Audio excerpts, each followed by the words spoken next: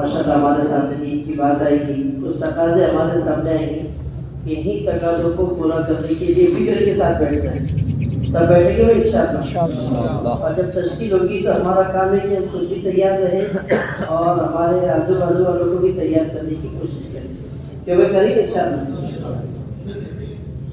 بھائی دین کی مجلس ہے، بڑی مبارک مجلس ہے. اس سے پہلے اپنی نیتوں کو ہم درست کریں کہ انشاءاللہ جو سنیں گے اس پر عمل کریں گے اور انشاءاللہ اس کو سارے عالم میں پہنچائیں گے انشاءاللہ. اس نیت سے سنیں گے تو سننا آسان ہوگا اور یاد کرنا بھی آسان ہوگا. اور کہنے والا کوئی بھی ہو، اللہ کی بات ہے، صاحب کلام اور کلام کی عظمت ہمارے دل میں ہو کہ اللہ کی بات ہے، اللہ کے رسول حضور پاک صلی اللہ علیہ وسلم کی بات ہے، تو ہم توجہ سے، دھیان سے، عظمت کے ساتھ سنیں، غفلت کے ساتھ نہیں. کہتے ہیں کہ دین کی مجلس لگتی ہے تو سکینہ نازل ہوتی ہے.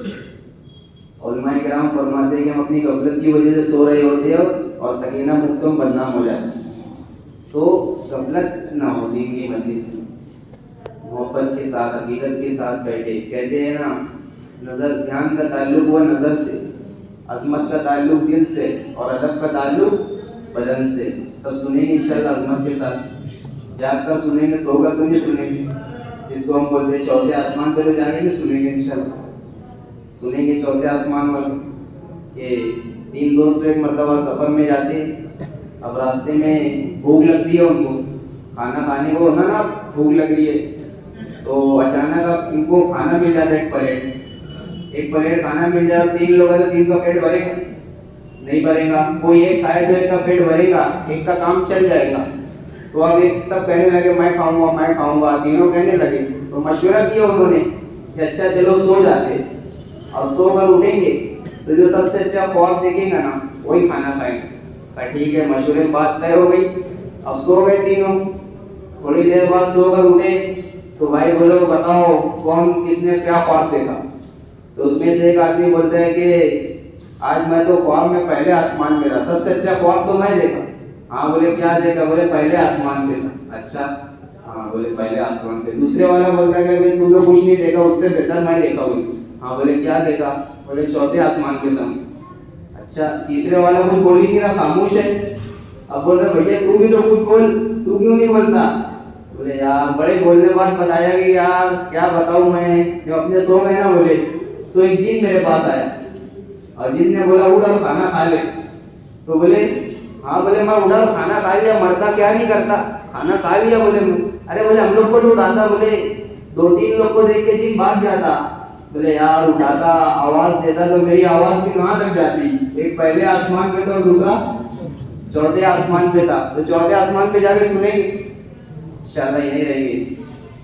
نحمده ونستعینه ونؤمن به ونتوکل علیہ ونعوذ باللہ من شرور انفسنا ومن سیئات اعمالنا من يهده الله فلا مضل له ومن يضلل فلا هادي له ونشهد ان لا اله الا الله وحده لا شريك له ونشهد ان محمدا عبده ورسوله ارسله بالحق بشيرا ونذيرا وداعيا الى الله باذنه وسراجا منيرا.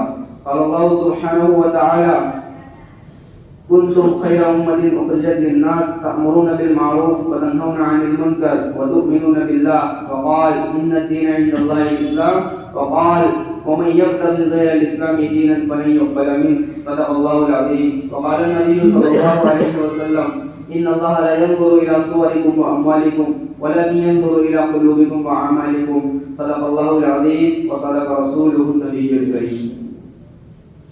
اے محترم بزرگوں، دوستوں، عزیز ساتھیوں، اللہ تعالیٰ نے ہم سب کو کامیاب کرنے کے لیے دین اسلام عطا فرمائے ہیں. اور جس شخص کی زندگی میں اللہ پاک کا دین ہوگا، اللہ پاک ان کو دونوں جہاں میں کامیاب کریں گے. دنیا میں بھی اللہ تعالیٰ کامیاب کریں گے اور آخرت میں بھی اللہ تعالیٰ کامیاب کریں گے. شرط اللہ کا دین ہے. تو جس کی بھی زندگی میں ہوگا، وہ کوئی بھی ہو، ایسا بھی ہو، کہیں سے بھی تعلق رکھنے والا ہو، چاہے گورا ہو، کالا ہو، عربی ہو، اجمی ہو، مالدار ہو، غریب ہو، ان پڑھ ہو، فقیر ہو، کوئی بھی ہو، کیسا بھی ہو اور کہیں سے بھی تعلق رکھنے والا ہو، اگر اس کی زندگی میں اللہ کا دین ہے تو اللہ پاک اس کو دونوں جہاں میں کامیاب کریں گے. دنیا میں بھی کامیاب کریں گے اور آخرت میں بھی کامیاب کریں گے. دنیا میں تو اللہ تعالیٰ وہ عطا فرمائیں گے جو اپنے نیک بندوں سے اللہ پاک نے قرآن میں وعدہ فرمایا ہے، من عمل صالحا من ذکر او انثی وهو مؤمن فلنحینہ حیاتا طیبہ، کہ جو شخص ایمان لے کر آئے، بشرطے کہ ایمان لے کر آئے، چاہے مرد ہو یا عورت ہو، اللہ پاک اس کو اور نیک عمل کرے، اللہ پاک اس کو حیاتا طیبہ عطا فرمائیں گے دنیا میں۔ شرط ہے ایمان ہے اور نیک عمل، جس کی زندگی میں ہوگا اللہ تعالیٰ اسے دنیا میں بھی کامیاب کریں گے اور آخرت میں بھی کامیاب کریں گے اور حیاتا طیبہ عطا فرمائیں گے۔ علماء کرام نے حیاتا طیبہ کے ذمہ میں بہت ساری باتیں لکھی ہے، بہت ساری باتیں ارشاد فرمائی ہیں کہ اللہ تعالیٰ اس کو چین دیں گے، سکون دیں گے، راحت دیں گے، اطمینان دیں گے، ہر خوف سے اللہ تعالیٰ اس کو امن دیں گے، بغیر پیسے کے اللہ تعالیٰ اس کے کام بنا دیں گے، بغیر ہتھیاروں کے اللہ تعالیٰ حفاظت فرمائیں گے، بغیر دواؤں کے اللہ تعالیٰ اس کو شفا عطا فرمائیں گے۔ یہ تمام چیزیں خیر عطا فرمائیں گے، برکت عطا فرمائیں گے، تمام چیزیں اللہ تعالیٰ اس کو عطا فرمائیں گے۔ دنیا میں مال کا مل جانا کامیابی نہیں ہے، اصل ان چیزوں کا مل جانا دنیا میں کامیابی ہے۔ تو پہلی کامیابی دنیا کی کامیابی اللہ تعالیٰ دین پر دیں گے، اور دوسری کامیابی قرآن نے اس کو فرمایا من زحزح عن النار وادخل الجنة فقد فاز، کہ جو شخص ہمیشہ ہمیش کی جہنم سے بچا لیا گیا اور ہمیشہ ہمیش کی جنت میں داخل کر دیا گیا، یہ شخص کامیاب ہے، یہ شخص ہمیشہ ہمیش کا کامیاب ہے۔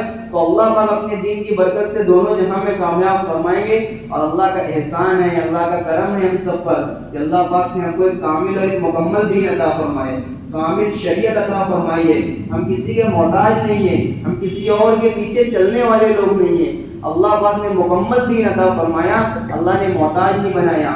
مسلمان دنیا میں پیسے کے اعتبار سے فقیر ہو سکتا ہے، غریب ہو سکتا ہے، لیکن الحمدللہ زندگی گزارنے کی راہوں کے اعتبار سے مسلمان دنیا میں فقیر نہیں ہے، مسلمان دنیا میں کسی کا محتاج نہیں ہے، مسلمان کسی اور کے پیچھے چلنے والا نہیں ہے، کیونکہ ہمارے پاس ایک کامل اور مکمل شریعت موجود ہے۔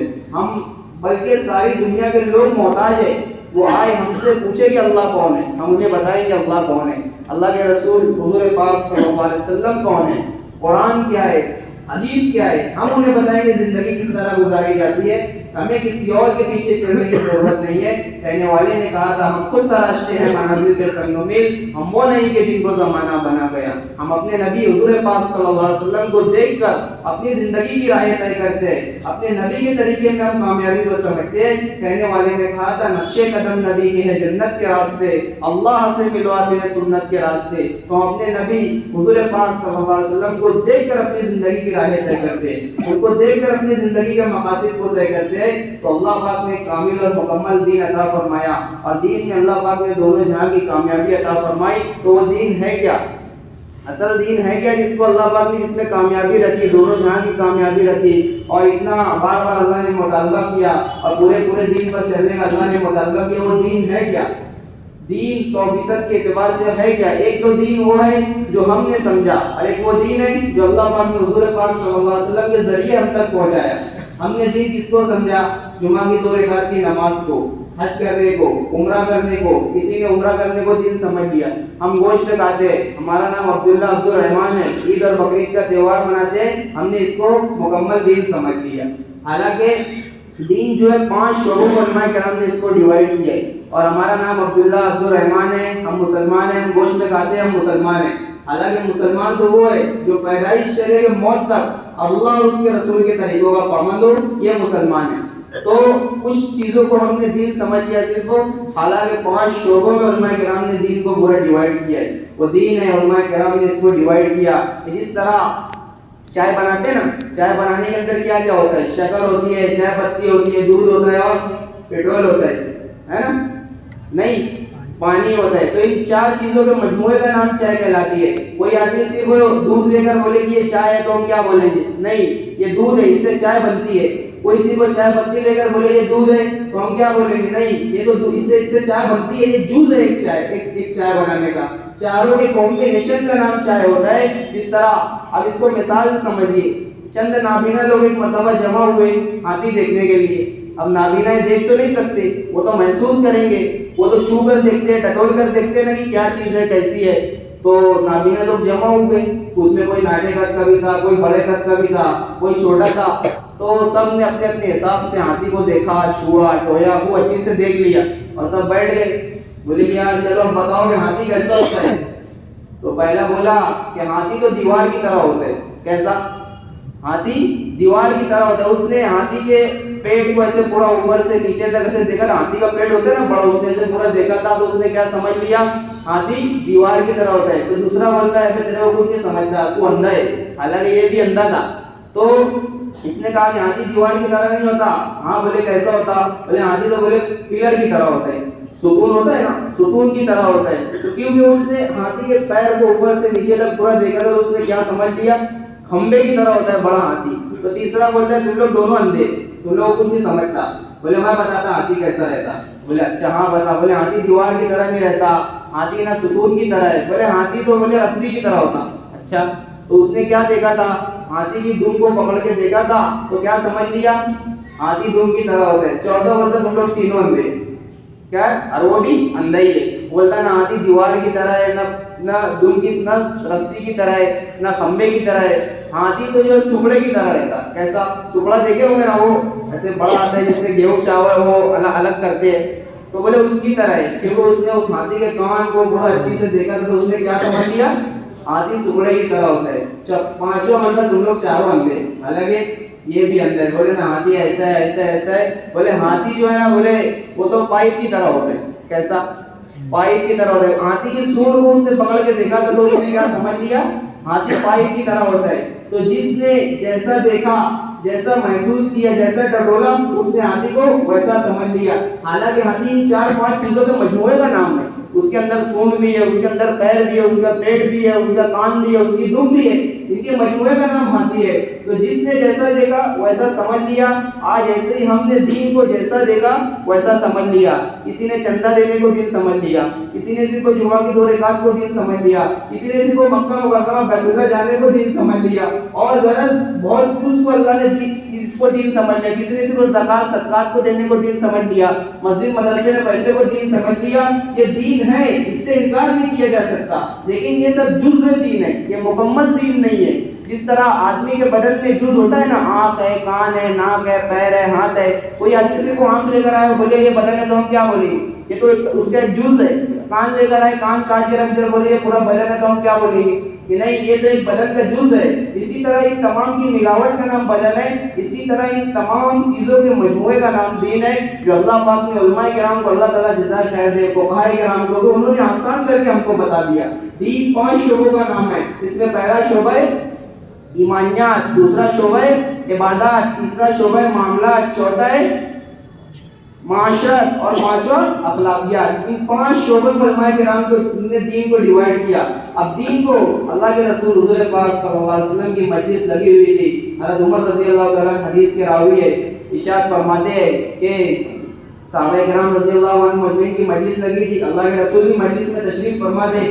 اچانک ایک شخص سامنے سے نمودار ہوا جس کے کپڑے بالکل سفید تھے, بال ایک دم سیاہ اور کالے تھے, اور نہ کہ کوئی سفر کے آثار ظاہر نہیں ہوتے تھے, اور نہ اس کے کپڑے گندے تھے, اور وہ سفر کے آثار اس پر ظاہر نہیں ہوتے تھے. ایسا لگتا تھا وہ یہی کا آدمی ہے. لیکن دوسری بات یہ تھی کہ ہم میں سے کوئی اس کو پہچانتا بھی نہیں تھا کہ وہ کون ہے. یہ دونوں باتیں ایک ساتھ ہو گئی, حتیٰ کہ وہ مجمع میں چیختا ہوا حضور پاک صلی اللہ علیہ وسلم کے سامنے آ کر 2 زانوں بیٹھ گیا, اور اس طرح بیٹھے کہ آپ کے گھٹنوں سے اپنے گھٹنے کو ملا لیا, اور آپ کے ہاتھوں پر ہاتھ رکھا اور فرمایا یا محمد فاخبرنی عن الاسلام, کہ محمد صلی اللہ علیہ وسلم مجھے اسلام کے بارے میں بتائیے کہ اسلام کیا ہے. تو اللہ کے رسول حضور پاک صلی اللہ علیہ وسلم نے فرمایا اسلام یہ ہے کہ ان تشهد ان لا الہ الا اللہ وان محمد رسول اللہ واقیموا الصلاۃ وتؤتوا الزکاۃ وصوم رمضان.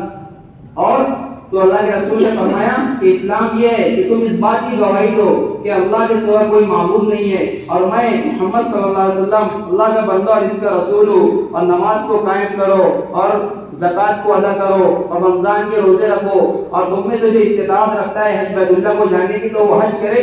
یہ اسلام ہے. تو یہ اللہ کے رسول نے بتایا ان کو. تو اس نے کہا صدقتا, آپ نے سچ کہا. حضرت عمر رضی اللہ عنہ فرماتے ہیں کہ ہم کو بڑا تعجب ہوا کہ بندہ کچھ سوال کرتا ہے اور جب اس کا جواب ملتا ہے تو کہتا ہے کہ آپ نے سچ کہا, جیسے اس کو پہلے سے معلوم ہو. پھر اس نے فرمایا فاخبرنی عن الایمان, کہ آپ مجھے ایمان کے بارے میں بتائیے. اللہ کے رسول حضور پاک صلی اللہ علیہ وسلم نے فرمایا ان تؤمن باللہ ورسولہ وملائکتہ ورسولہ واليوم الآخر والقدرة خيره وشره من الله تعالى والبعث بعد الموت. تو پھر اس نے کہا صدقتا کہ آپ نے سچ کہا. اللہ کے رسول نے فرمایا کہ تم اللہ پر ایمان لاؤ اور اس کے فرشتوں پر ایمان لاؤ, اس کی کتابوں پر ایمان لاؤ, اس کے رسولوں پر ایمان لاؤ اور موت کے بعد کی زندگی پر ایمان لے کر آؤ اور اچھی اور بری تقدیر اللہ کی طرف سے تم اس بات پر ایمان لے کر آؤ. تو سامنے والے نے کہا صدقتا. پھر بولے ہم حیران ہے کہ سوال کرتے ہیں خود جواب ملتا ہے تو کہتے ہیں کہ سچ کہہ رہے ہیں جیسے ان کو پہلے سے معلوم ہے. پھر انہوں نے فرمایا کہ آپ مجھے اخبرنی عن الاحسان, احسان کے بارے میں آپ بتائیں. اللہ کے رسول نے فرمایا ان تعبد اللہ کأنک تراہ فإن لم تکن تراہ فإنہ یراک, کہ تو اللہ کی عبادت اس طرح کر گویا کہ تو اللہ تعالیٰ کو دیکھ رہا ہے, اور اگر اتنا نہ ہو تو اتنا ضرور محسوس کر کہ اللہ پاک تجھ کو دیکھ رہے ہیں. پھر اس نے فرمایا صدقتا, آپ نے سچ کہا. پھر کہا اس نوارش آدمی نے کہا کہ آپ مجھے موت کے قیامت کے بارے میں بتائیں. تو اللہ کے رسول حضور پاک صلی اللہ علیہ وسلم نے فرمایا کہ پوچھنے والا اور بتانے والے کا علم برابر ہے, یعنی تمہارا میرا علم تو برابر ہے, تو آپ پہلے کوئی نشانی بتائیے. اللہ کے رسول نے فرمایا جب باندھی اپنے آقا کو جنے گی, یعنی جب یہ بچیاں اپنے ماں باپ کو ذلیل کریں گی تو قیامت آئے گی. پھر فرمایا کہ تو دیکھے گا کہ جو جن کے پیر میں چپل نہیں, بدن میں کپڑا نہیں, پیٹ میں کھانا نہیں, وہ اور بکریاں چرانے والے بڑی بڑی عمارتیں بنانے میں کمپٹیشن کریں گے, ایک دوسرے سے سبقت لے جائیں گے, بڑی بڑی عمارتیں بنائیں گے, اتنا کہہ کر وہ آدمی چلا گیا. اب اللہ کے رسول حضور پاک صلی اللہ علیہ وسلم نے حضرت عمر رضی اللہ عنہ سے پوچھا کہ عمر بتائے کون تھے؟ تو حضرت عمر رضی اللہ عنہ نے فرمایا نہیں, اللہ اور اس کے رسول بہتر جانتے ہیں. تو کہا یہ جبرائیل علیہ السلام تھے جو اس مجلس میں تم کو تمہارا دین سمجھانے کے لیے آئے تھے. جبرائیل علیہ السلام تھے جو تم کو تمہارا دین سمجھانے کے لیے اس مجلس میں آئے تھے. تو اللہ کے رسول حضور پاک صلی اللہ علیہ وسلم سے جو اللہ پاک نے ہم کو دین عطا فرمایا اس میں بہت اہم درجہ ایمان کا ہے. ایمان کے بغیر ہم دین میں داخل نہیں ہو سکتے. تو ایمان کے بارے میں انہوں نے پوچھا. اللہ کے رسول حضور پاک صلی اللہ علیہ وسلم نے فرمایا کہ تم اللہ پر ایمان لے کر آؤ. پہلا کہ اللہ پر, اللہ اپنی ذات میں اپنی صفات میں تنہا تنہا معبود ہے, اللہ کا کوئی شریک نہیں ہے. اللہ کو ہر کوئی مانتا ہے, اللہ کو ہندو لوگ بھی مانتے ہیں, انگریز لوگ عیسائی لوگ بھی مانتے ہیں, یہودی بھی اللہ کو مانتے ہیں, اللہ کو ہر کوئی مانتا ہے, لیکن اللہ کی صفات میں وہ شریک کرتے کسی کو. ایشور کہتے ہیں ہندو لوگ کہ ہمارا ایشور سب سے بڑی شکتی والا ایشور, لیکن اللہ کے ساتھ کسی کو وہ شریک کرتے ہیں اللہ کی کبریائی میں, اللہ کی ربوبیت میں وہ شریک کرتے ہیں.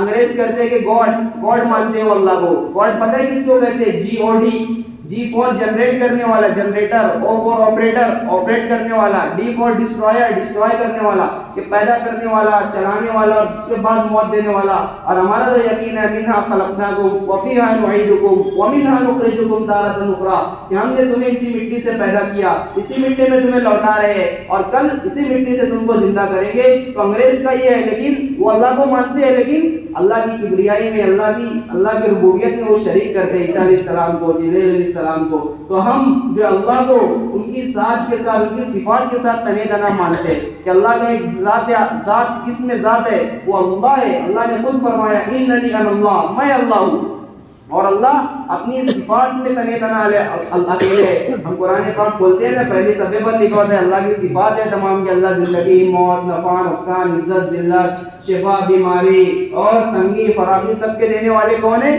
اللہ ہے. ہم سنتے ہیں, ہم پڑھتے ہیں, تو اللہ کو ان کی صفات کے ساتھ تنہا تنہا ماننا. خالق اللہ اکیلے ہے, اللہ کا کوئی شریک نہیں ہے. ولا شریک لہو, اللہ کا کوئی شریک نہیں ہے. ولا وزیر لہو, اس کا کوئی وزیر نہیں ہے, اس کا کوئی نائب نہیں ہے. ولا مشیر لہو, اس کا کوئی مشیر نہیں ہے کہ اس سے اس کو مشورہ کرنا پڑے. اتنی بڑی کائنات بغیر کسی کے مشورے کے اکیلا چلا رہے, اس کے جیسا کوئی نہیں ہے. لیس کمثلہ شیء, اللہ طاقت والے, قدرت والے. تو فرمایا کیسے ہے؟ تو اللہ پاک نے تمام کائنات کو پیدا فرمایا, اور ہر جگہ قرآن پاک میں اللہ پاک نے اپنا تعارف فرمایا. قرآن پاک میں اللہ پاک نے ہر ایک میں, ہر سورے میں اللہ نے اپنا تعارف فرمایا. قرآن پاک کو میں اللہ پاک نے قل واللہ احد فرمایا, سورہ اخلاص اتاری اور فرمایا نبی جی کہہ دیجئے. مشرکین مکہ کہتے تھے کہ ہر ایک کا نسب ہوتا ہے, ان کو اپنے نسب میں بہت اچھی سے یاد ہوتے تھے. تو آپ صلی اللہ علیہ وسلم سے کہتے تھے آپ کا نسب بھی آپ سب کو بتائے, آپ کو بتائے آپ کی اللہ کا کیا نسب ہے, آپ کے اللہ کا کیا نسب ہے. اللہ نے فوراً جبرائیل علیہ السلام کو آسمانی دنیا سے دوڑایا اور حضور پاک صلی اللہ علیہ وسلم کے پاس بھیجا, اور اللہ کے رسول کو حضور پاک اللہ کے رسول علیہ جبریل نے فرمایا کہ آپ بتا دیجئے اللہ پاک نے سورہ اخلاص اتاری، بسم اللہ الرحمن الرحیم، قل هو اللہ احد اللہ الصمد لم یلد ولم یولد ولم یکن له کفوا احد۔ یہ کہہ دیجئے نبی جی کی اللہ اکیلا ہے، اللہ تنہا ہے، اللہ کا کوئی شریک نہیں ہے، اللہ کی ذات میں کوئی شریک نہیں ہے۔ اور اللہ اکیلے کیوں ہے؟ کیونکہ اللہ الصمد، اللہ بے نیاز ہے، اللہ کو کسی کی ضرورت نہیں ہے، اللہ سب کچھ کے بغیر سب کچھ کرتے ہیں، اللہ کے بغیر کچھ نہیں کر سکتا۔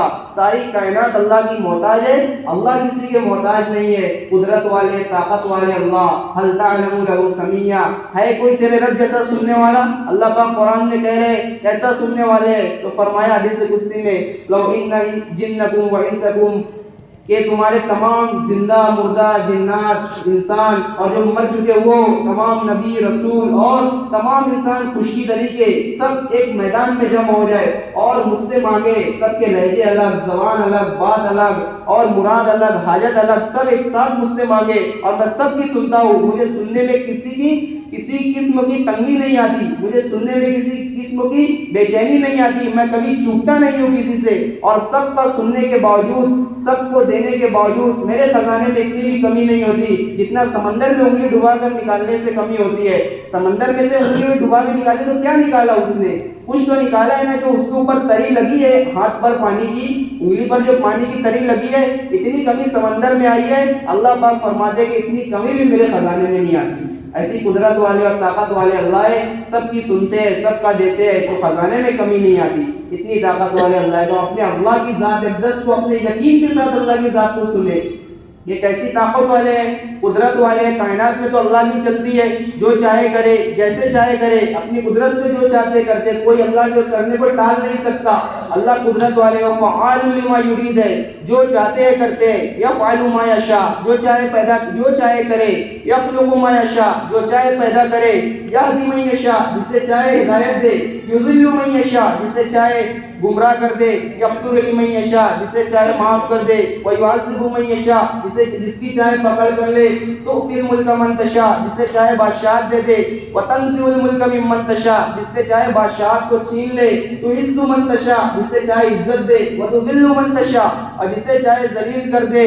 یدخل من یشاء فی رحمتہ، جس کو چاہے اپنی رحمت میں داخل کر دے۔ یختص برحمتہ من یشاء، جس کو چاہے اپنی رحمت کے ساتھ خاص کر دے۔ ویؤید بنصرہ من یشاء، جس کے ساتھ چاہے جس کی چاہے خود خاص طور پر مدد فرمائے۔ ترزق من تشاء، جس کو چاہے بے حساب رزق دے۔ یبسط الرزق لمن یشاء، جس کا چاہے رزق بڑھا دے۔ ویقدر، اور جس کا چاہے بند کر دے۔ یہب لمن یشاء اناثا، جس کو چاہے بیٹی دے۔ ویہب لمن یشاء الذکور، جس کو چاہے بیٹا دے۔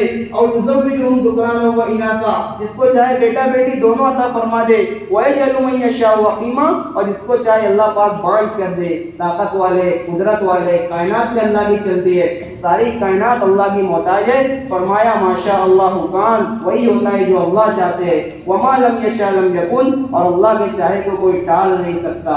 ماشاء اللہ کان وما لم یشاء لم یکن، اور آگے فرمایا وما تشاءون الا ان یشاء اللہ رب العالمین، کہ تمہارا چاہا بھی اس وقت پورا ہوتا ہے کہ تمہارے اللہ آسمانوں پر سے چاہ لیتے ہیں۔ اللہ چاہے، ہم چاہے تو ہو جاتا ہے، اللہ چاہے ہم نہ چاہے بھی تو ہو جاتا ہے، اور ہم چاہے کہ ساری کائنات چاہے لیکن اللہ نہ چاہے تو نہیں ہو سکتا۔ تو ہم اللہ کی ذات کو اللہ کی صفات کے ساتھ تنہے تنہا مانے۔ سب سے پہلی بات اللہ کے رسول حضور پاک صلی اللہ علیہ وسلم نے ارشاد فرمائی کہ تم اللہ پر ایمان لے کر آؤ کہ اللہ تنہے تنہا ہے۔ دوسری بات ارشاد فرمائی تھی وہ ملائکتی، کہ فرشتوں پر ایمان لے کر آئے، کہ فرشتوں کو اللہ پاک نے پیدا فرمایا ہے۔ حضور پاک صلی اللہ علیہ وسلم جب معراج پر گئے تو ایک دیکھا کہ ایک جماعت ہے، ایک فوج کی طرح گزر رہی ہے، گزرتے ہی جا رہی ہے۔ اللہ کے رسول نے جبرائیل علیہ السلام سے پوچھا کہ جبرائیل یہ کیا ہے؟ تو جبرائیل علیہ السلام نے فرمایا کہ یا رسول اللہ، آج اللہ نے مجھ کو جب سے پیدا فرمایا ہے نہ میں نے کبھی اس کی ابتدا دیکھی ہے نہ اس کی انتہا دیکھی ہے۔ اتنی بڑی جماعت اللہ نے فرشتوں کی کہی ہے کہ علماء کرام فرماتے ہیں کہ بارش کے ہر قطروں کی تعداد کے ساتھ، بارش کے ہر قطرے کے ساتھ فرشتہ اترتا ہے۔ ہمارے ساتھ کچھ علماء کرام فرماتے ہیں کچھ 18 یا 21 فرشتے ہمارے ساتھ ہوتے ہیں۔ فرشتے ہیں اس پر یقین لانا، جس طرح عقل ہے، ارے ہے کہ نہیں؟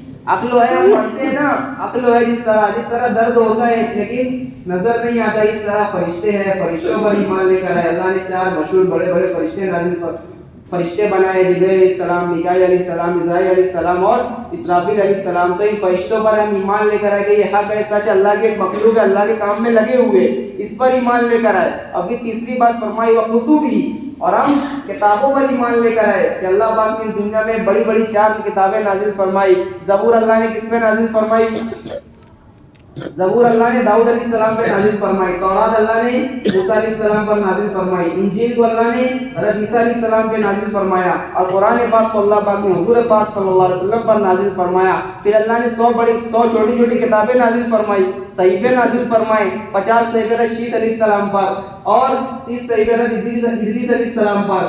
10 صحیفے حضرت موسیٰ علیہ السلام کو تورات سے پہلے عطا فرمائے اور 10 صحیفے اللہ نے ابراہیم علیہ نبینا علیہ الصلوۃ والسلام کو اللہ پاک نے عطا فرمائے. تو ان سب کتابوں پر ایمان لے کر آنا اور اس کو حق اور سچ جاننا. لیکن کون سی شریعت قیامت تک چلیں گی؟ وہ قرآن پاک کی شریعت چلیں گی. اللہ نے پچھلی تمام کتابوں کو اللہ نے منسوخ کر دیا ہے.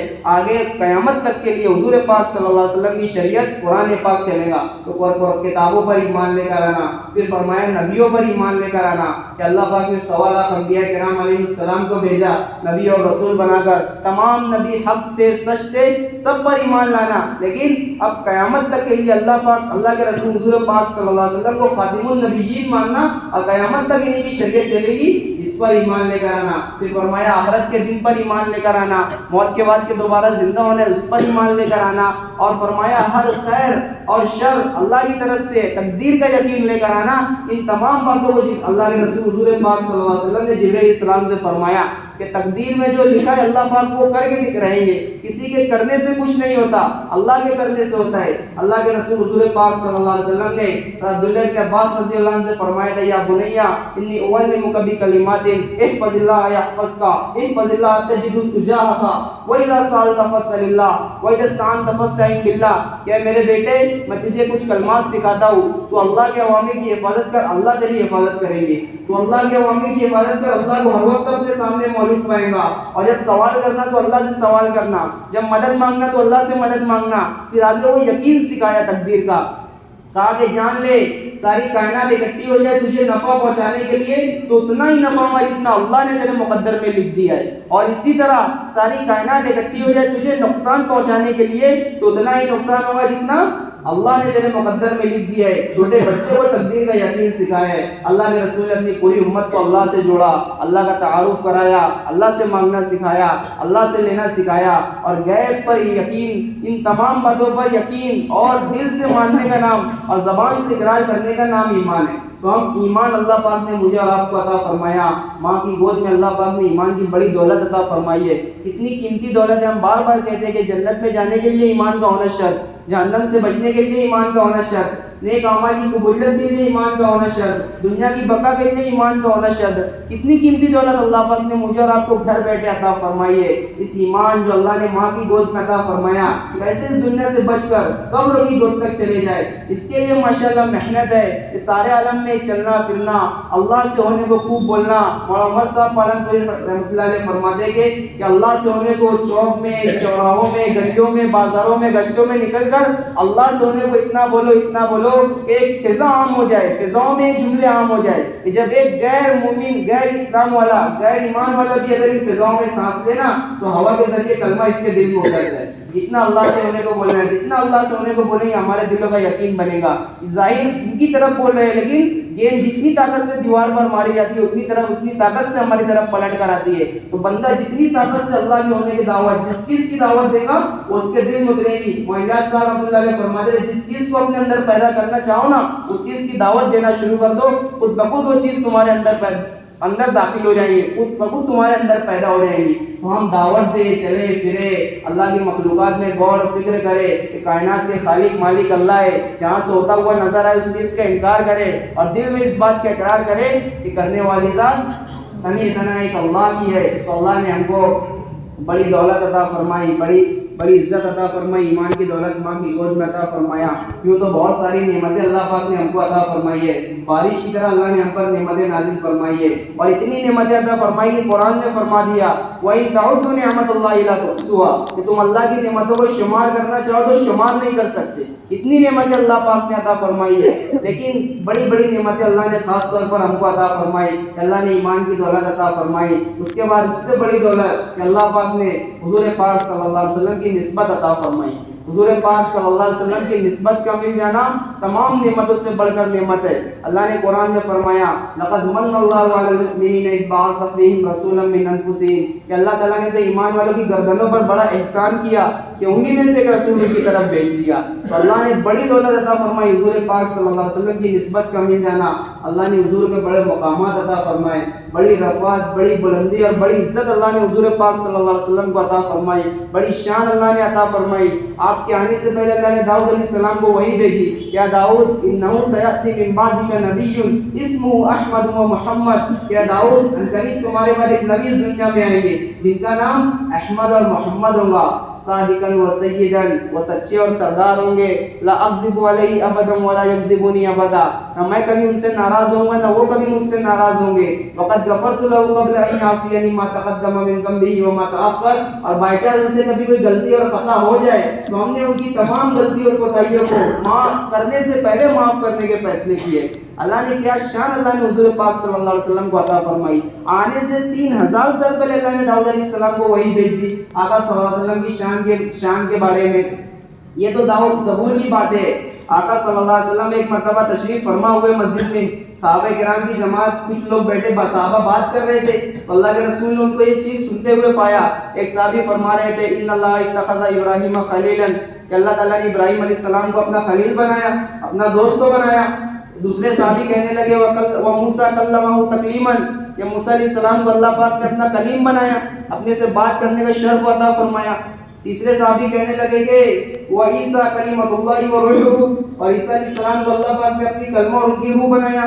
ایک چوتھے صحابی کہنے لگے کہ وآدم اصطفیٰ اللہ، کہ آدم علیہ السلام کو تو اللہ پاک نے اپنا برگزیدہ بندہ بنایا. یہ باتیں ان کی چل رہی تھی اور بظاہر میں ان باتوں کا مذاکرہ ہوا تھا جو خود انہوں نے حضور پاک صلی اللہ علیہ وسلم نے سن رکھی تھی.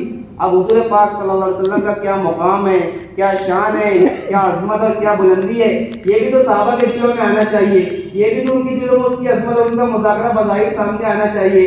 تو آقا صلی اللہ علیہ وسلم نے فرمایا قد سمعت کلامکم وعجبکم، کہ میں نے تمہاری باتوں کو سنا، تمہارے کلام کو سنا.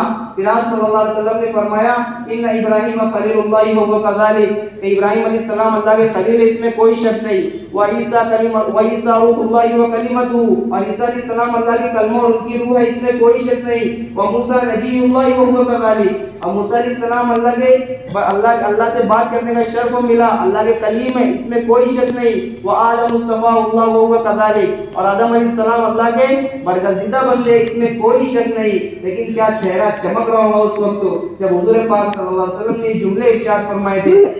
آپ نے فرمایا تم یہ سن لو، یہ بات یاد رکھو، الا وانا حبیب اللہ ولا فخرا، کہ میں اللہ کا حبیب ہوں، میں یہ بات بطور فخر نہیں کہتا.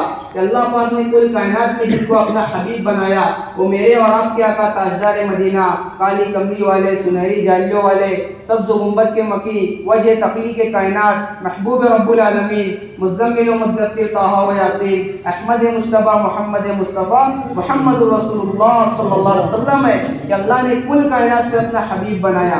تو آپ صلی اللہ علیہ وسلم نے فرمایا کہ میں اللہ کا حبیب ہوں، میں یہ بات بطور فخر نہیں کہتا. پھر آپ نے فرمایا انا اول شافع و اول مشفع یوم القیامت ولا فخرا، کہ میں وہ ہوں جو سب سے پہلے قیامت کے میدان میں شفاعت کرے گا اور اس کی شفاعت کو اللہ تعالیٰ قبول کریں گے، میں یہ بات بطور فخر نہیں کہتا. انا اکرم الاولین والآخرین ولا فخرا، کہ میں کل کائنات میں سب سے زیادہ عزت والا، سب سے زیادہ اکرام والا ہوں، میں یہ بات بطور فخر نہیں کہتا. انا اول من يحرك حيلة الجنة ويفتح الله لي ويدخلنيها ومعي فقراء المؤمنين ولا فقراء، کہ میں وہ ہوں جو سب سے پہلے جنت کے دروازے کو کھٹکھٹاؤں گا اور اللہ پاک اس کو میرے لیے کھولے گا اور سب سے پہلے میں جنت میں داخل ہوں گا اور میرے ساتھ میری امت کے فقراء مومنین داخل ہوں گے. یہ بات میں بطور فخر نہیں کہتا. انا سید ولد آدم یوم القیامت ولا فخرا، کہ میں آدم کی ساری نسل میں، آدم کی ساری اولاد میں سب کا سردار ہوں، میں یہ بات بطور فخر نہیں کہتا. اللہ نے کیا شان حضور پاک صلی اللہ علیہ وسلم کو عطا فرمائی، کیا رفعت، کیا بلندیاں، کیا عزت اللہ تعالیٰ نے حضور پاک صلی اللہ علیہ وسلم کو عطا فرمائی. تو حضور کی برکت سے اللہ نے اس امت کو بھی بڑا نوازا. اس امت میں اللہ پاک نے مجھے اور آپ کو پیدا فرمایا. جہاں اللہ نے داؤد علیہ السلام کو حضور پاک صلی اللہ علیہ وسلم کے بارے میں وحی بھیجی اللہ نے داؤد علیہ السلام سے آگے فرمایا وَأُمَّتُهُ مَرْحُومًا کہ ان کی امت تو وہ امت ہوگی جن پر رحم کیا جائے گا، خاص طور پر رحم کیا جائے گا. آتَيْتُهُم مِّنَ النَّوَافِلِ مِثْلَ مَا آتَيْتُ الْأَنبِيَاءَ کہ میں نے وہ چیزیں اس امت کو نفل کے طور پر عطا فرمائی ہے جو میں نے انبیاء کو عطا فرمائی تھی.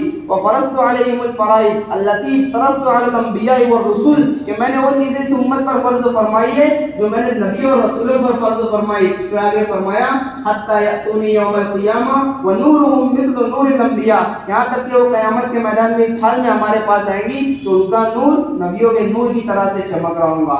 اللہ نے کیا مقام میرا اور آپ کو لگایا حضور پاک صلی اللہ علیہ وسلم کی نسبت کی وجہ سے، ان کی برکت کی وجہ سے. کیوں اللہ نے اتنا مقام عطا فرمایا، کیوں اللہ نے تعریف فرمائی. یہ تو پچھلی کتابوں میں اللہ نے اپنے کلام پاک میں ہماری تعریف فرمائی. اللہ نے فرمایا کنتم خیر امۃ اخرجت للناس کہ تم بہترین امت ہو. اللہ پاک ہم کو بہترین کہہ رہے ہیں، حالانکہ ہم کیسے ہم کو پتہ ہے، لیکن اللہ تعالیٰ ہم کو بہترین کہہ رہے ہیں. اللہ تعالیٰ نے کسی امت کو بہترین نہیں کہا. سوالات انبیاء کرام علیہ السلام آئے، ہر نبی کی امت آئی، اللہ نے کسی امت کو بہترین نہیں کہا. اللہ نے اس امت کو کہہ رہے کہ تم بہت اچھے لوگ ہو، تم بڑے پیارے لوگ ہو. کس بات میں اللہ پاک نے ہماری تعریف فرمائی؟ میرے محترم بزرگوں دوستوں، ہمارے اللہ جو ہے وہ رب الناس ہے، ہمارے نبی جو ہے وہ کافۃ للناس ہے، اور ہمارا قرآن ہماری کتاب وہ ہدی للناس ہے. تو جس امت کے رب رب الناس ہو، اس امت کے نبی کافۃ للناس ہو، اس امت کا قرآن ہدی للناس ہو، اللہ پاک نے اس امت کو اخرجت للناس کے ٹائٹل کے ساتھ نکالا کہ تم بہترین امت ہو، لوگوں کے نفع رسانی کے لیے نکالی گئی ہو، لوگوں کو ہر طرح کی خیر پہنچانے کے لیے نکالی گئی ہو، ہر شر سے امت کو بچانے کے لیے تم نکالے گئے ہو، ہر طرح کی خیر کی رہبری کے لیے تم نکالے گئے ہو. چنانچہ جب ربیع ابن عامر رضی اللہ تعالیٰ عنہ رستم کے دربار میں پہنچے نا تو رستم نے پوچھا کہ بتاؤ کیوں آئے ہو ہمارے ملکوں میں، کیا پیسہ چاہتے ہو، کیا ملک چاہتے ہو؟ پیسہ چاہتے ہو تو اتنا لے لو، تم اتنا لے لو تمہارے امیر کو دگنا دے دیں گے، اور ملک چاہتے ہو جاؤ جتنا فتح کر چکو اتنا رکھ لو. تو اللہ تعالیٰ تمام صحابہ کو جزائے خیر عطا فرمائے جنہوں نے قیامت تک کے لیے امت کو مقصد بتا دیا کہ کس کام کے لیے اللہ پاک نے ہم کو نکالا ہے، کیوں بھیجا ہے اللہ پاک نے، اور کیا اس امت کا مقصد ہے. تو ربیع ابن عامر رضی اللہ عنہ نے فرمایا سن لو رستم، نہ ملک نے ہمیں نکالا، نہ مال نے ہمیں نکالا، اللہ ابتعثنا کہ اللہ نے ہم کو مبعوث کیا ہے، اللہ نے ہم کو بھیجا ہے، ہم آئے نہیں ہے. گویا کہ پیغام دیا کہ ہم آئے نہیں ہیں، ہم بھیجے گئے ہیں. کہا کس لیے آئے ہو؟ تو مقصد بتایا لنخرج العباد من عبادت العباد الى عبادت رب العباد کہ لوگوں کو لوگوں کی بندگی سے نکال کر ایک اللہ کی بندگی پر ڈالنے کے لیے آئے کہ ساری کائنات کا خالق اور مالک اور رب وہ تنہا تنہا ایک اللہ ہے. نہ ملک، نہ مال، نہ حکومت، نہ تجارت، نہ وزارت، نہ بادشاہت، نہ ماں پالنے والی، نہ باپ پالنے والا، نہ کوئی اور پالنے والا. ساری کائنات کا خالق اور مالک وہ تنہا تنہا ایک اللہ ہے. اس اللہ کی طرف ہم دعوت دینے کے لیے آئے، اس اللہ کی طرف ہم دائی بن کر آئے کہ ساری کائنات کو اس کی طرف جھکانے کے لیے ہم آئے. تو ہم آئے نہیں ہے، گویا کہ پیغام دیا کہ ہم بھیجے گئے. سارے صحابہ نے اس مقصد کو سمجھا، امت میں پیدا ہونے کے مقصد کو سمجھا، اور قیامت تک کے آنے والے انسانوں کو سمجھا دیا کہ دین کا کام اس طرح کیا جاتا ہے، محنت اس طرح کی جاتی ہے، قربانی اس طرح دی جاتی ہے، اپنے جذبات کو اس طرح پیسا جاتا ہے، اپنے ارمانوں کا اس طرح گلا گھونٹا جاتا ہے. صحابہ نے قیامت تک کے لیے بتا دیا. اب کسی کے اوپر یہ کسی کے لیے کوئی حجت باقی نہیں رہیں گی کہ میں دین کا کام کیسے کرتا، مجھے تو یہ قربانی تھی، مجھے تو یہ معذوری تھی، مجھے یہ پریشانی تھی. صحابہ نے قیامت تک کے لیے بتا دیا. اللہ کے رسول حضور پاک صلی اللہ علیہ وسلم نے اپنے حجت الوداع کے آخری بیان میں صحابہ کے سامنے یہ باتیں ارشاد فرمائی تھی کہ کیا میں نے تم تک دین کا پیغام پہنچا دیا؟ الا هل بلغت؟ تو صحابہ نے ایک آواز ہو کر یہ جملہ ارشاد فرمایا قد بلغت الرسالہ وادیت الامانہ ونصحت الامہ. کیا آپ نے اب تک امانت کو پہنچا دیا، آپ نے امانت کا حق عطا کر دیا، آپ نے امت کے ساتھ بڑی خیرخواہی کا معاملہ کیا. تو آپ صلی اللہ علیہ وسلم نے آگے فرمایا الا فلیبلغ الشاہد الغائب کہ جو حاضرین ہیں وہ غائبین تک میرے دین کے پیغام کو پہنچا دیں. مفتی شفیع عثمانی صاحب رحمۃ اللہ علیہ نے فرماتے ہیں کہ غائبین سے مراد وہ لوگ ہیں جو اس وقت دنیا میں موجود تھے لیکن وہاں پر موجود نہیں تھے، اور غائبین سے مراد وہ لوگ بھی ہیں کہ قیامت تک کے آنے والے انسانوں تک میرے دین کے پیغام کو پہنچا دو. صحابہ نے اس درد کو سمجھا، اس غم کو سمجھا، اس ذمہ داری کو سمجھا. سارے عالم میں اللہ کے دین کے پیغام کو لے کر چلے، ساری دنیا میں اللہ کے پیغام کو لے کر چلے پھرے، اور صرف وہ چلے اور 4 مہینے اور سال کے واسطے نہیں گئے بلکہ قبر ساری زندگی کے لیے اللہ کے راستے میں نکل گئے. ہے اور چلتے چلتے اپنی قبروں کو اللہ کے راستے میں جا کر بنا لیا ہے۔ امام مالک رحمۃ اللہ علیہ کی تحقیق ہے کہ مکہ مدینہ اور اس کے اطراف میں 10 سے 12 ہزار صحابہ کی قبریں ملتی ہے۔ وہ 1.25 صحابہ جو حجۃ الوداع کے موقع پر تھے، وہ 1,10,000 صحابہ کہاں چلے گئے؟ وہ 1,10,000 کہاں چلے گئے؟ 36,000 صحابہ کی قبریں اردن کے اندر ہے، 7,000 صحابہ کی قبریں مصر کے اندر ہے، 7,000 صحابہ کی قبریں ملک شام کے اندر ہے، 700 صحابہ کی قبریں ترکی کے اندر ہے، 75 صحابہ کی قبریں افغانستان کے اندر ہے، 70 صحابہ کی قبریں ترکی کا جو کیپٹل استنبول ہے صرف اس کے اندر 70 صحابہ کی قبریں ہے، 40 صحابہ کی قبریں رشیا کے اندر ہے، اور 25 صحابہ کی قبریں ہمارے ہندوستان کے اندر موجود ہے، کیرلا کے علاقے میں، کھانے کے علاقے میں ہمارے صحابہ کی قبریں موجود ہے، 15 صحابہ کی قبریں حبشہ کے اندر موجود ہے، 8 صحابہ کی قبریں چائنا کے اندر موجود ہے، اور 5 صحابہ کی قبریں سوڈان کے اندر، 5 صحابہ کی قبریں پاکستان کے اندر، حضرت بلال رضی اللہ تعالیٰ عنہ دمشق کے اندر ہے، حضرت ابو ایوب انصاری رضی اللہ تعالیٰ عنہ قسطن دنیا کے اندر ہے، اور حضرت عباد بن نافع رضی اللہ عنہ الجزائر کے اندر ہے، حضرت عباس رضی اللہ تعالیٰ عنہ کے 10 بیٹے ہیں، 10 بیٹوں 10 بھائیوں کی قبریں 10 ملکوں کے اندر ملتی ہے، اور عبداللہ بن رواحہ رضی اللہ عنہ، جعفر بن ابی طالب، زید بن حارثہ، ابو عبیدہ بن جراح رضی اللہ عنہ مجمعین، ان سب کی قبریں غزوہ مؤتہ کے اندر ہے۔ کہنے والے نے کہا صدا ان کو مرغوب سیر و سفر تھا، ہر ایک بر اعظم میں ان کا گزر تھا، تمام ان کا چھانا ہوا بحر و بر تھا، جو لنکا میں ڈیرا تو بربر میں گھر تھا، گنتے تھے یکساں سفر اور حضر کو، سمجھتے تھے گھر اپنا ہر دشت در کو، کہ ساری دنیا کو صحابہ نے کھنگال دیا کہ اللہ کا دین کیسے زندہ ہو جائے، اپنی قربانیاں دی اور اپنی ذات سے قربانیاں دی، چھوٹوں نے بھی، بڑے نے بھی، بچوں نے بھی، بوڑھوں نے بھی، ہر طرح کی قربانیاں دی، تب جا کر دین مدینہ کی گلیوں سے نکل کر سارے عالم میں جا کر پھیلا ہے۔ اور ان کی قربانیوں کو جب شاعر نے اشعار لکھا تو کہا تھے ہمیں تیرے مار کا آراؤں میں، خشکیوں میں کبھی لڑتے کبھی دریاؤں میں، دی اذانیں کبھی یورپ کے کلیساؤں میں، کبھی افریقہ کے تپتے ہوئے صحراؤں میں، شان آنکھوں میں نجشتی تھی جہاں داروں کی، کلمہ پڑھتے تھے ہم چھاؤں میں تلواروں کی، تجھ سے شرکش ہوا کوئی تو بگڑ جاتے تھے، دیکھ کیا چیز ہے ہم توپ سے لڑ جاتے تھے، ٹل نہ سکتے تھے اگر جنگوں میں اڑ جاتے تھے، پیر شیروں کے بھی میدان سے اکھڑ جاتے تھے، زیر خنجر بھی یہ پیغام سنایا ہم نے،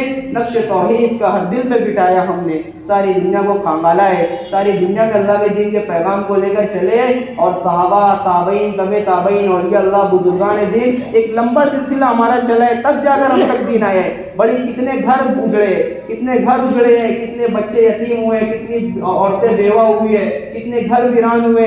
سب سے پہلے میرا اور آپ کیا کہا، تاجدار مدینہ حضور پاک صلی اللہ علیہ وسلم کا گھر آپ اجڑا ہے، 9 گھرانے گھر میں کھانے کو نہیں ہے، صحابہ کرام نے اپنی زندگی کو اجاڑا اور سارے دنیا میں اللہ کے دین کو پیغام کو لے کر چلے، تب جا کر آج دین آئے ہیں۔ اور صرف وہ قربانیاں دینے والے اس زمانے میں نہیں ہے، آج کے دور میں بھی لوگ قربانیاں دے رہے ہیں۔ ہمارے اکابرین کو دیکھے، ساری دنیا میں آج چل نہیں پاتے لیکن اللہ کے دین کے پیغام کو لے کر چل رہے ہیں۔ وہاں ابراہیم صاحب قوم دیکھے، مولانا احمد لاٹ صاحب قوم دیکھے، ابھی اجتماع میں تمام اکابرین آئے تھے، ابھی رائے کے سفر سے پورے پاکستان ملک کا اجتماع کر کے آئے تھے، اس کے بعد نیپال کے اجتماع سے پھر دھنڈا کے اجتماع کے اندر آئے تھے، چل نہیں پاتے، 93 سال کی عمر ہے، پھر بھی اللہ کے دین کے پیغام کو لے کر سارے عالم میں چل رہے ہیں۔ وہاں اسماعیل صاحب اتنے بھاری اور بھرکم ہیں کہ چل نہیں پاتے، ویل چیئر لے کر چلتے ہیں، اور آج بھی وہ بندہ ملکوں کا سفر کر رہے ہیں اللہ کے دین کی نسبت پہ، سارے عالم میں اللہ کے دین کے پیغام کو لے کر چل رہے ہیں، کبھی ادھر کبھی ادھر، کبھی عرش پر کبھی فرش پر، کبھی ان کے گھر کبھی در بدر، کیوں پھر رہے ہیں؟ نہ کرسی چاہیے، نہ عہدہ چاہیے، نہ ملک و مال چاہیے، نہ عزت چاہیے، نہ کوئی اور چیز چاہیے، بس ایک درد ہے، غم عاشقی تیرا شکریہ، میں کہاں کہاں سے گزر گیا، گرناٹا کی گلیوں میں، تبت کے کوثاروں میں، چین کی راہ گزاروں میں، کشمیر کے پہاڑوں میں، دلی کے میناروں میں، اسلام ہمارا ہے، کام ہمارا ہے، اسلام ہمارا ہے۔ ساری دنیا کو پیغام دے رہے ہیں کہ صحابہ اپنے پیچھے صرف وہ عورتوں کو نہیں چھوڑ کر آئے تھے، مردوں کو بھی چھوڑ کر آئے، جو اس زمانے میں بھی اللہ کے دین کے نام پہ قربانی دے رہے ہیں۔ آج گاڑی میرے اور آپ تک آئی ہے، یہ قربانیوں سے ہوتا ہوتا آج دین مجھ تک آیا ہے۔ اللہ پاک نے ہم سب کو نعمتوں میں پالا ہے، نعمتوں کے سمندر میں اللہ پاک نے ہم کو تیرایا اور نہلایا ہے۔ کیا کچھ نعمتیں اللہ پاک نے مجھے اور آپ کو عطا فرمائی۔ ماں کی گود میں اللہ پاک نے ایمان کی بڑی دولت سے نوازا، اللہ نے ایمان والا بنایا، مسلمان بنایا، نبی کی نسبت عطا فرمائی۔ اللہ نے اس نبی کی نسبت پہ جب کلمے کا اقرار کیا ہے، لا الہ الا اللہ محمد رسول اللہ صلی اللہ علیہ وسلم کا اقرار کیا ہے، کلمے نے پابند بنایا کہ محمدی بن کر چلو، اور جو ختم نبوت کا اقرار کیا ہے کہ آپ صلی اللہ علیہ وسلم کے بعد کوئی نبی نہیں ہے، تو ختم نبوت نے اس بات کا پابند بنایا کہ سارے عالم میں اللہ کے دین کے پیغام کو لے کر چلو۔ آپ غور کریں، اس دنیا میں 8 ارب انسان ہیں، 2 ارب صرف مسلمان ہیں، باقی 6 ارب کافر ہیں، ان تک اللہ کے دین کے پیغام کو کون پہنچائے گا؟ کون ان تک اللہ کے دین کے پیغام کو لے جائے گا؟ اور ہمارے اپنے مسلمان بھائی جو شراب زنا اور مال کمانے میں دنیائی کو اصل سمجھ بیٹھے، ان تک کون جا کر اللہ کے پیغام کو پہنچائے گا؟ ان تک کون جا کر بتائے گا کہ بھائی اللہ نے آخرت میں بھی نعمتیں اور جہان رکھی ہے؟ میرے بھائیوں، محترم بزرگوں، دوستوں، یہ میری اور آپ کی ذمہ داری ہے۔ اللہ پاک نے ہم سب کو ذمہ دار بنا کر بھیجا ہے، ہم سب ذمہ دار ہے۔ اللہ تعالیٰ کل پوچھ لے، امام غزالی رحمۃ اللہ علیہ فرماتے ہیں کہ اللہ تعالیٰ اگر مغرب والے سے مشرق والے کے بارے میں پوچھ کر لیں گے اگر بغیر ایمان کے چلا ہے تو ہم کیا جواب دیں گے؟ مغرب والے سے مشرق والے کے بارے میں پوچھ ہو جائیں گی کہ وہ بغیر ایمان کے چلا گیا، تم نے کیا فکر کی؟ آج ابتداء کی لہر دوڑ چکی ہے۔ مولانا خلیل الرحمان صاحب سجاد نعمانی دامت برکاتہ نے فرمایا کہ 3 مہینے کے پہلے کی رپورٹ ہے کہ 8 لاکھ مسلمان بچیوں نے اپنے ایمان کے سودے کر لیے۔ 8 لاکھ بچیوں نے، یہ تو صرف وہ کورٹ کی رپورٹ ہے، کورٹ سے جو حاصل رپورٹیں ہیں، اور کتنے لوگوں نے اپنے ایمان کا سودا کر لیا۔ ہم اپنی ذمہ داری کو سمجھے، ہم نے اپنی ذمہ داری کو نہیں سمجھا۔ کہنے والے نے کہا بڑی شوق سے سن رہا تھا زمانہ، ہم ہی سو گئے داستہ کہتے کہتے، کہ ساری دنیا کے لوگ سن رہے تھے جب ہم چل رہے تھے، محنت کر رہے تھے، ہم رک گئے۔ ساری دنیا میں باطل نے محنت کی، باطل نے اپنے پنجے گاڑ دیے، لوگوں کو اطلاع تک پہنچا دیا۔ آج میرے بھائیوں محترم اپنے دل پر ہاتھ رکھ کر سوچے کہ اللہ پاک نے اتنا اونچا کام عطا فرمایا اور میرا اس میں کیا قربانی اور کیا جان اور مال لگ رہا ہے، حالانکہ ہمارے سامنے تمام چیزیں موجود ہے۔ تو ماشاءاللہ ہم نیت کرے، ہمت کرے، ارادہ کرے کہ دیکھو بھائی سب کے دل میں بات آ رہی ہے کہ انشاءاللہ میں اللہ کے دین کے پیغام کو قیامت تک کے لیے انشاءاللہ لے کر موت تک اپنے لے کر چلوں گا انشاءاللہ۔ ٹھیک ہے، نیت کرتے ہیں سب، بتاؤ کون کون نیت کرتے ہیں انشاءاللہ؟ اللہ تعالیٰ سب کو قبول فرمائے۔ ہم نیت تو کر لیے قیامت تک کے لیے، ہم 4 مہینے کیا مشکل ہے؟ 4 مہینے کے لیے بتایا ساتھی کھڑے ہو کے ہمت کرے، ارادہ کرے، مقامی ساتھی بھی جو جماعت میں آئے وہ بھی ارادہ کریں۔ بسم الله الرحمن الرحيم اللهم انت الاول فليس قبلك شيء اللهم انت الاخر فليس بعدك شيء اللهم انت الظاهر فليس فوقك شيء اللهم انت الباطن فليس دونك شيء ظلمنا انفسنا وان لم تغفر لنا وترحمنا لنكونن من الخاسرين اللهم صل على محمد في اول كلامنا اللهم صل على محمد في وسط كلامنا اللهم صل على محمد في آخر كلامنا لا إله إلا الله وحده ونصر عبده أنجز وعده وعزم الأحزاب وحده لا إله إلا الله الحليم الكريم سبحان الله رب العرش العظيم والحمد لله رب العالمين۔ اے اللہ ہم سب کے سب گناہوں کو معاف فرما، خطاؤں سے درگزر فرما، کوتاہیوں کو معاف فرما، غفلتوں کو معاف فرما، ناقدریوں کو معاف فرما، نعمتوں کی ناشکری کو معاف فرما۔ اللہ آپ کا کھایا، آپ کا پہنا، آپ کی باغی بن گئے۔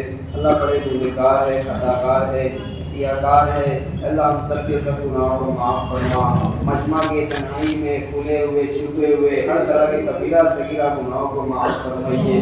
اللہ ہر طرح کے گناہوں کو معاف فرمائیے۔ اللہ معافی کا کلم پھیر دیجئے۔ اللہ ہم اتنے گندے ہیں کہ اللہ اگر ہمارے گناہوں کو آپ ظاہر کر دے تو لوگ پوچھنا پسند نہ کریں۔ اللہ ہمارے گناہوں کو اپنی ستاری کی کالی چادر میں چھپا لیجئے۔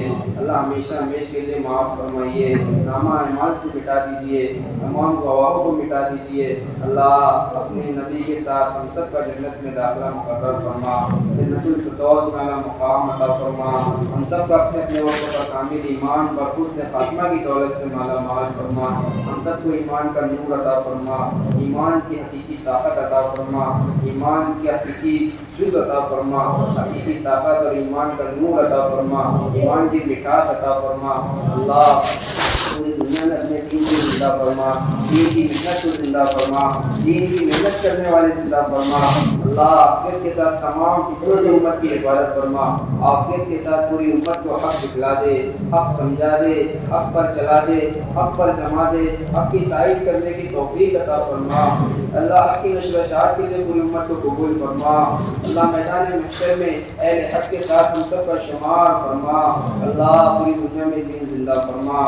اللہ ہم سب کو بطور دائی قبول فرما، ہمارے گھر والوں کی مغفرت فرما، ہمارے والدین کی مغفرت فرما، ہمارے اساتذہ کی مغفرت فرما۔ اللہ جو جس لائن سے پریشان ہے ان پریشانیوں کو دور فرما۔ اللہ حاجت و ضرورتوں کو پورا فرما۔ عافیت کے ساتھ ہم سب کا اپنے اپنے وقت پر کامل ایمان پر خاتمہ نصیب فرما۔ جو عزائم ہوئے، جو ارادے ہوئے، سب کو قبول فرما، نکلنا آسان فرما، رکاوٹوں کو دور فرما، تمام جوڑ کو، مشورے کو، جماعتوں کی چلت پھرت کو اللہ بہتر قبول فرما۔ اللہ پوری دنیا، پوری امت کی طرف سے حضور پاک صلی اللہ علیہ وسلم کو بہترین جزائے خیر عطا فرما۔ کے صدقہ فضل میں ہماری تمام دعاؤں کو قبول فرما. صلی اللہ علیہ محمد الماء و آلہ صلی اللہ علیہ وسلم. سبحان ربک رب العزت عما یصفون وسلام علی المرسلین. آمین والحمد للہ رب العالمین.